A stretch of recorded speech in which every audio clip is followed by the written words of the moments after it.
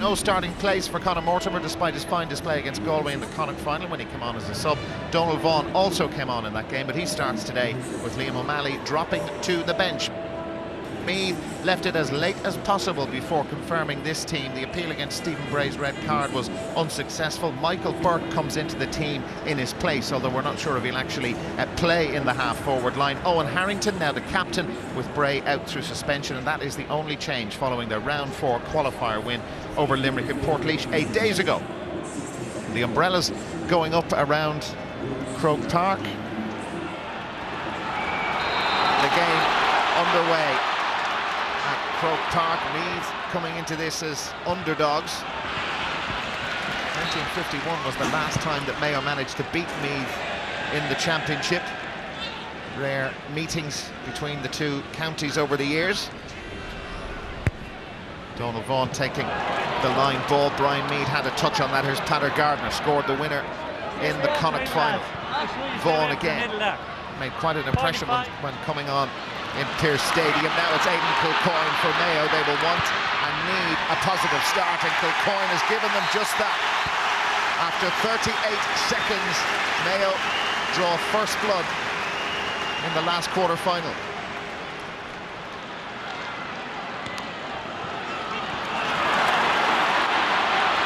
Here comes Andy Moran. Again, a big gap between the half-back line and the Meath full-back line. Moran has got 5 points in the championship. He goes for number 6 and he's got it. And Mayo in the past have struggled in Croke Park, but they've made the perfect start here. 3 points to no score. That's a huge one, and McGarrity just palmed it down for Pat Hart.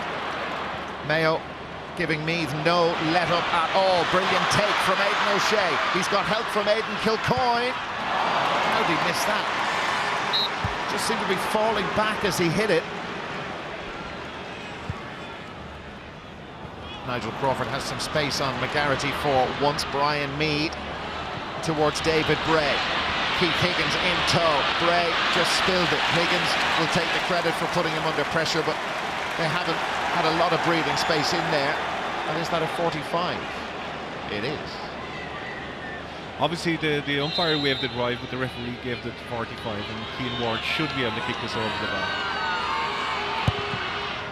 There's plenty of air on that, and he's put that over. So Meath off the mark in the 17th minute. The wind was helping him, but that cleared by quite a distance. It was very high. Great look at it there.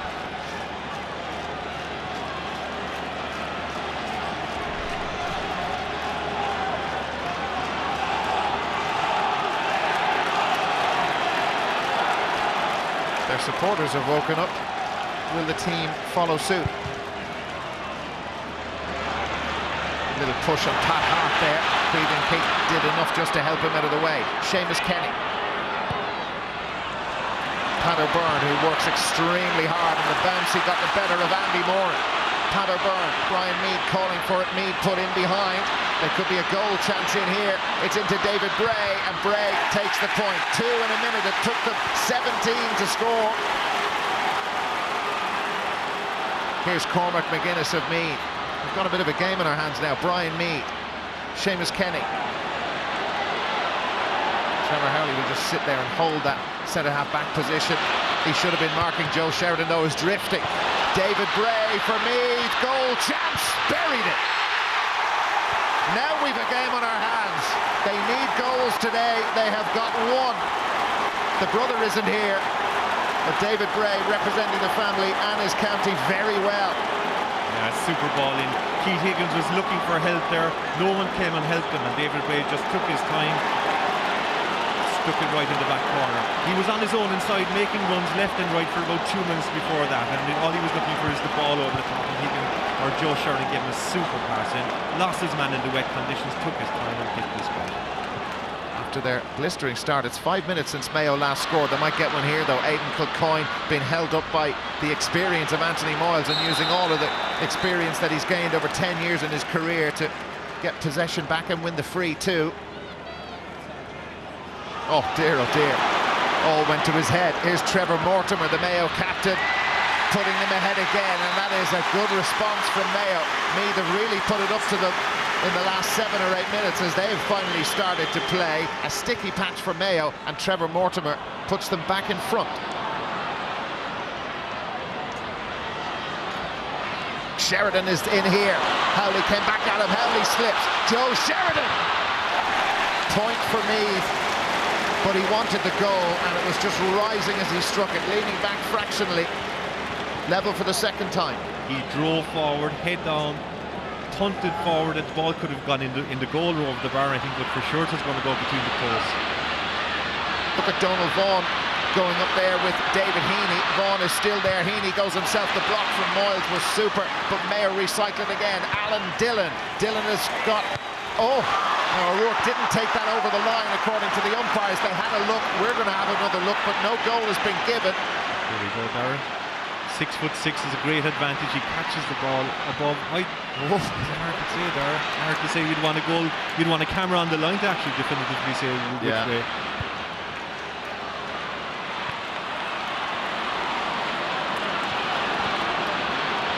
This working out to be a very tricky assignment for Mayo. Brian Farrell, he's got the distance on that occasion, and Meath go in front. They lead for the first time, 1-5-7.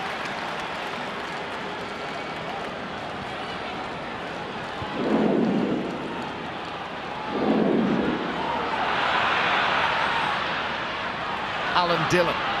This looks promising for Mayo. It is. It's into Mortimer.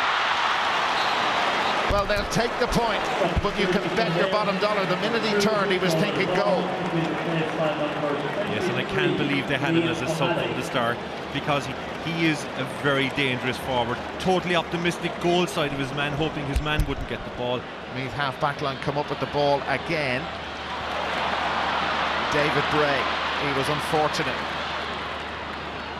Ronan McGarrity. Lets it off to Patter Gardner. Gardner ran into Crawford, but it's worked out okay for Mayo, and Keith Higgins again launching the attack. Higgins going for the point himself, the dual star. They say he's not quite back to his best. Do you know what? He looks pretty good to us.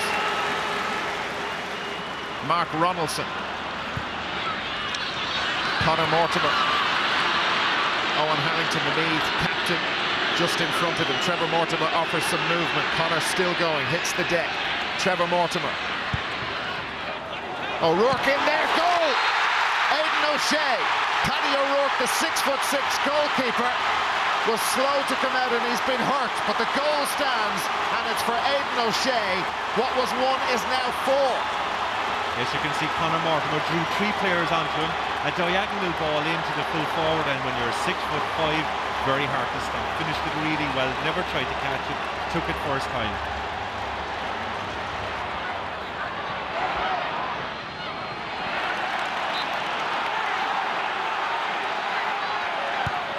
The line ball from Sheridan taken quickly. David Bray looking for another goal. Penalty has been given. His shot off his weaker right foot came off the woodwork, but the penalty has been given. And Keane Ward is going to stand up for this. What exactly is going to happen to Liam O'Malley, who gave away the penalty? Yeah, but this sideline kick should have gone from Mayo, not from Meath down here in front of us. The ball went over the line. We got a yellow card, but it's yellow for O'Malley. It should have been a Meath sideline kick. Or excuse me, a Mayo sideline kick. Yeah, but it went for Meath. This was the build-up to it. He had to take it on his right foot. Drop-kicked it as well. Very soft penalty, Darren. Very soft penalty. What a moment this is in the All-Ireland quarter-final. Kenneth O'Malley crouches on the line. Keane Ward. Brilliant, absolutely superb from Keane Ward. You got no indication at all from his run-up as to what side he was going to put it. O'Malley a couple of yards out off his line by the time contact was made with the ball, but Meath are back in business again. Technically tough, but everything he did, struck the ball really well.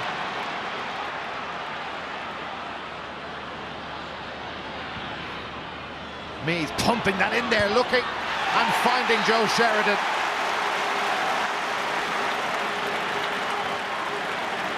8 times the sides have been level.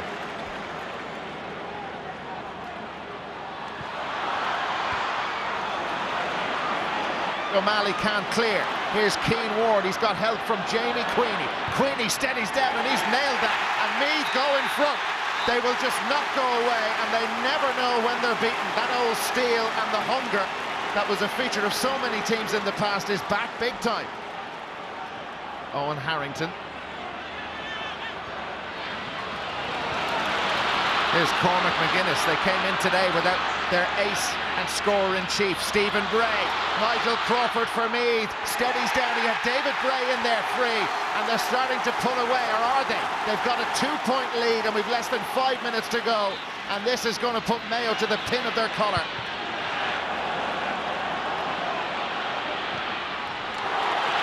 They could finish them off now. Brian Farrell for Meath. Farrell! What a save from O'Malley. It's a point in the end, but it looked, all ends up as if it was going to be 3 for Brian Farrell. It's a 3-point lead now for Meath. Fantastic save. Ball goes over the bar, but yet again Joe Sheridan gets the ball, drop kicks the ball about 70 metres right into the full forward line to set up the score. Just 2 minutes of normal time remaining. Meath attacking again. They are full of confidence at this stage, and this man has been confident all the way through. David Bray skipping away from Higgins, and Bray going with the fist to put them 4 up. He's got the point. They're 2 scores ahead with less than 2 minutes remaining. That's not a clever ball. Jamie Queenie. He's got to score from here, Queenie, and I think he's done it. Yes, he has. That is a brilliant score from a guy you won't have heard that much about on the Meath junior team at the start of the year. Came in, scored a goal during the qualifiers, and he's now got 2 great points, and it's Meath by 5. A fantastic score again. That is just an incredible kick of the ball. But again, it's bad decision making by Mayo. About 40 seconds remaining, 45 seconds. Mayo need 2 scores, a goal and a point. Here's Trevor Howley. Pat Hart. Howley again. Didn't quite know what to do there. Mark Ronaldson. A gold wall set up right in front of the Meath post, but Mortimer has put that over. They need possession. How much time will they be allowed to play on? A goal between them. 1 score. 72-53. Well, 3 minutes was what we were told Joe McQuillan would play. And is he running towards Paddy O'Rourke to take the ball? It's all over. And Meath are into the All-Ireland semi-final for the first time in 2 years. It looked highly unlikely after their defeat against Dublin, when Dublin kicked all those wides. That was back on the 7th of June. But Meath have come to Croke Park, and like Kerry last week, they have ambushed Mayo, who were heavy favourites coming in here. Meath have beaten Mayo by 2-15 to 1-15. We got a good start and we built up a 4-point lead in the second half again. So I suppose, but full credit to Meath, they responded each time, and I think each time when they did respond, we just didn't come at them again as much as we should have. But I mean, that's it, fair play to them. You know, the better team won on the day, and a lot of our guys learned a lot of stuff out there. But it's disappointing. But you know, we've no excuses. We played some good football in the periods when we were in charge, did quite well, but you know, not enough for long enough. I suppose Mayo were favourites going into the game, given that they'd won the Connacht Championship and they're probably a bit more experience at this level than us. But with 4 tough games under our belts in the qualifiers, particularly the last game against Limerick, with a really tough game, and we battled hard to come through that game, especially at the end when we were down to 14 men. So I suppose on the back of that result, we knew we were in with a chance today. Well, Kevin McStay is a Mayo man. You know about Keith Duggan's book about Mayo football called The House of Pain. More pain today. Mayo again coming to Croke Park, expected to win, and disappointing really, is that fair? Yeah, very disappointing performance. Expected to win, yes, today on this occasion, but in other previous trips to Croke Park, I wouldn't say we were expected to win and put it that way. Mayo just didn't play. Not enough. I think John said not enough for long enough, and I think that's as good a summary as any.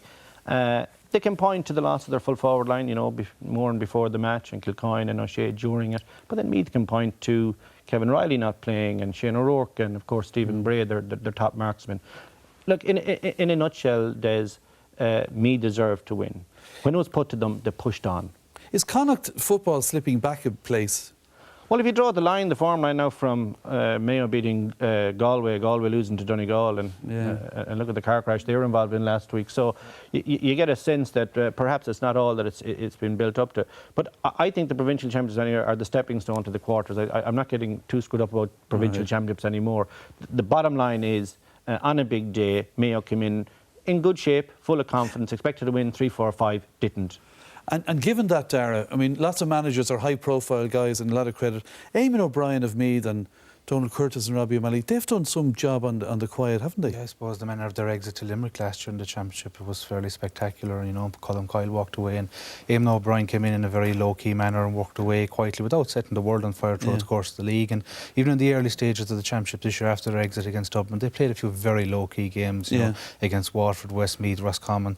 Had a good win against Limerick. I thought that really hardened them and steeled them for the battle ahead. And I suppose there's a big argument to be made. You were talking about provincial championships and stuff like that, but there's a big argument to be made now for momentum versus stagnation, and going through the qualifiers, it does highlight once again the imbalances that are within the system, and that probably will be looked at over the course of the next 12 months.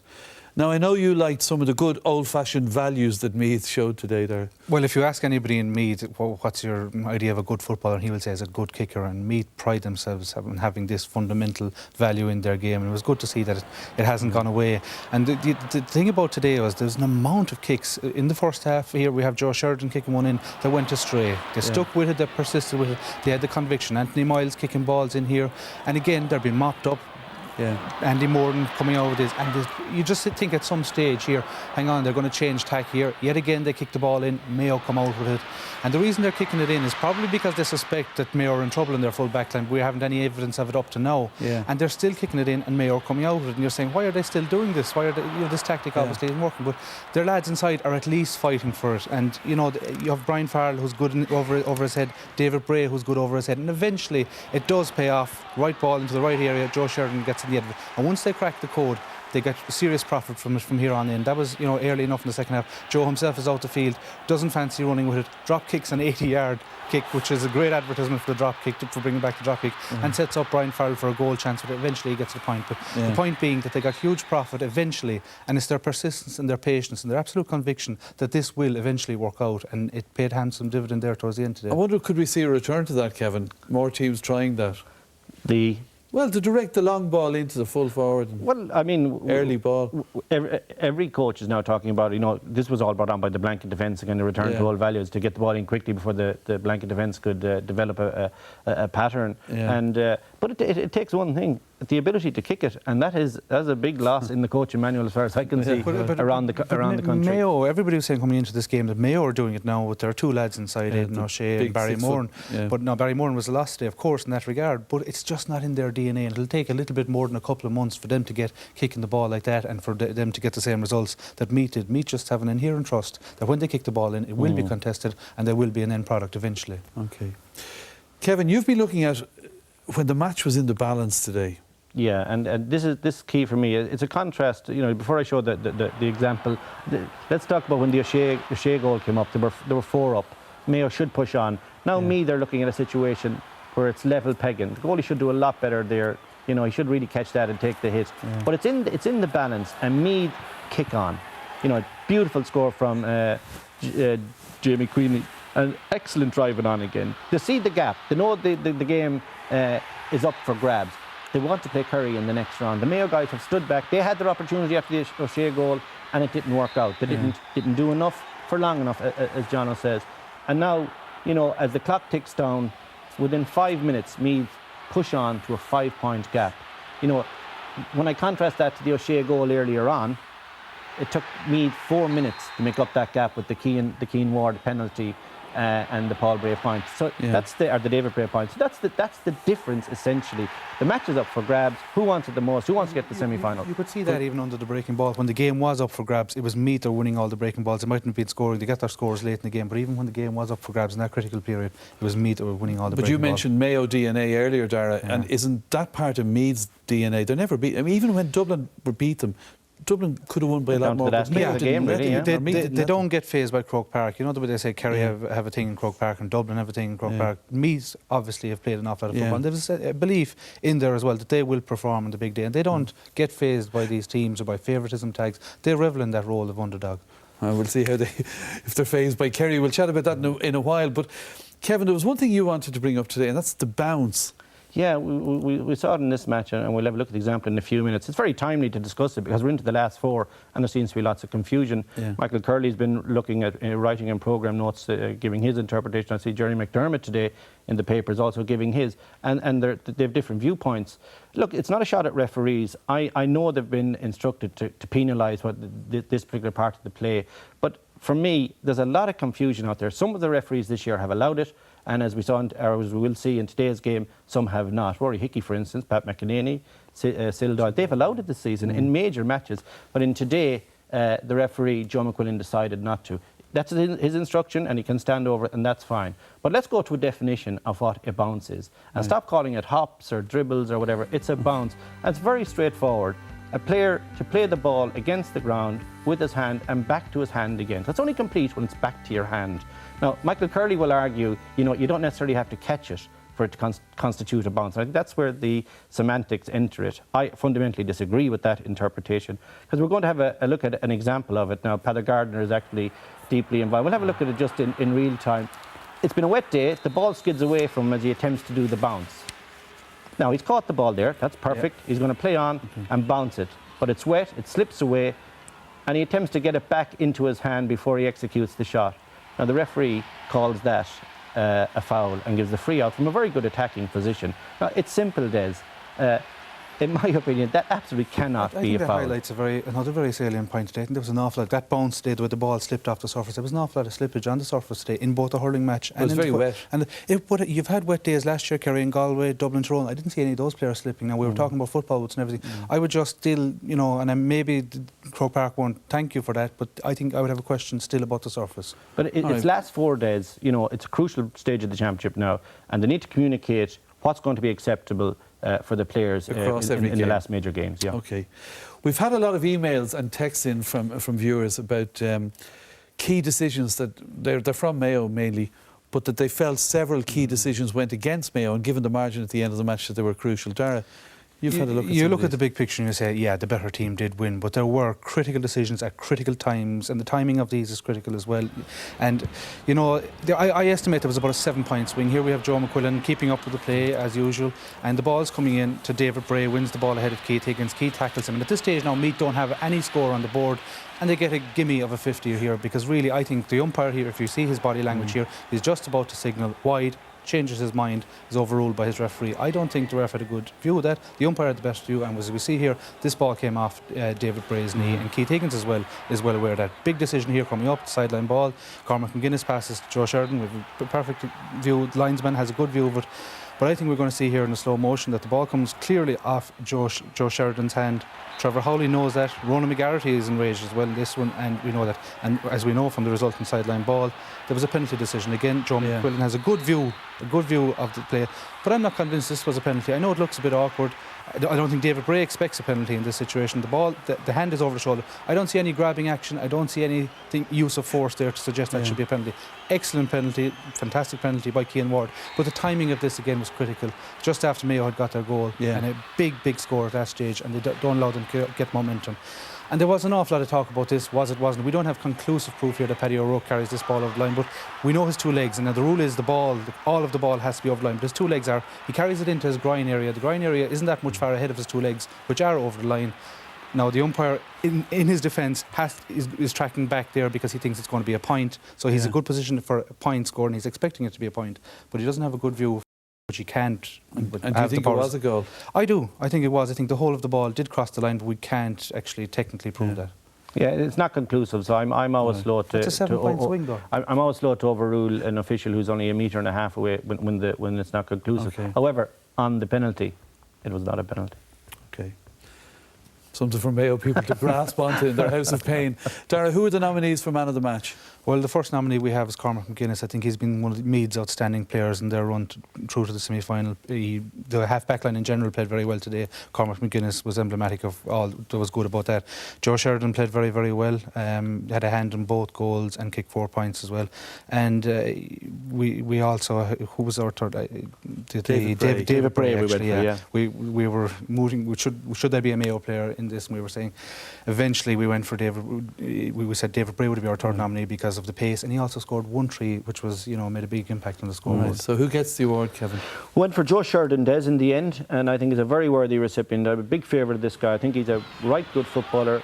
Played from start to finish, 2 points in each half. Really took the game to Mayo. Big guy, as we know, but has a lovely touch on the ball. Very accurate. Does all the basics really well. And I think when Meath needed somebody to get them over the line, Joe Sheridan was never too far away from the action. Very, very good performance. Great. All right then, let's hear from our man of the match, Joe Sheridan. Well, Martin Wells, Customer Experience Director of Vodafone, is now going to present the GA Football Championship Man of the Match to Joe Sheridan. Joe, congratulations, not only winning the match, but indeed winning the award. But that was a pretty tough game, wasn't it? Yeah, very tough. We expected it. All-Ireland qualifying, you won't get a handy game. So, we went 4 points down just after half-time, and the lads battled back great. And, it's credit to the whole team and the whole setup. It's just a great achievement for us, and, we're just going to keep the heads down now and look forward to the next game. Okay, so a great achievement for Joe and the Meath lads, but Kevin, against Kerry, what chance do you give them? Well, if Kerry hold the form that they had last Sunday, it'd be very hard to see how Meath could make inroads. But they will have Stephen Bray back. That'll be a massive bonus because he's their top forward, in fairness. Also, I think that if you look at it from the Meath perspective, they were to lose today. They'll keep it going. They'll tear into whatever is going, and they're underdogs. So they have a chance. They have a fighting chance. All right, Dara, Kerry are now unbeatable after last Monday. Yeah, I suppose Dublin is the common denominator. Meath played Dublin earlier on, and there's no form line there, to be quite honest. I suppose the challenge from Meath's point of view is to do a little bit better than they did in the previous semi-final in 2007. Psychologically, it's not a bad game for Kerry, because I think had they got Mayo, they might have felt, sure, it's Mayo and we have a good history against them. Meath don't carry any baggage into Kerry fixtures. I don't think the 2001 fixture is of huge relevance, but at the same time, we saw a lot of talk about 96 and Meath Mayo as well today, and it can play on people's minds. But at the same time, psychologically, it's not a bad draw for Kerry, and if Kerry can play the controlled football they played against Dublin, it's a big if. They're in with a right good chance. Either way, it's a good year for Meath football, isn't it, Kevin? Oh yeah, definitely on the high. I mean, who would have looked at the last four positions? Eamon O'Brien deserves great credit. They won't look at it like that. They won't see themselves just being in bonus territory. They're going to go for the kill in the semi-final as well. Yeah, and they're in a position. Mayo's year, how would you sum it up now, given Connacht title? What kind of value does that have? They just haven't really progressed. They've bought in a raft of 5 or 6 the under-21s, and you'd expect them to carry on a bit more. Tom Caniff was a big loss to them, I thought, today. But the kind of project is on the rocks. It's a very disappointing big finish to the year, really. Okay.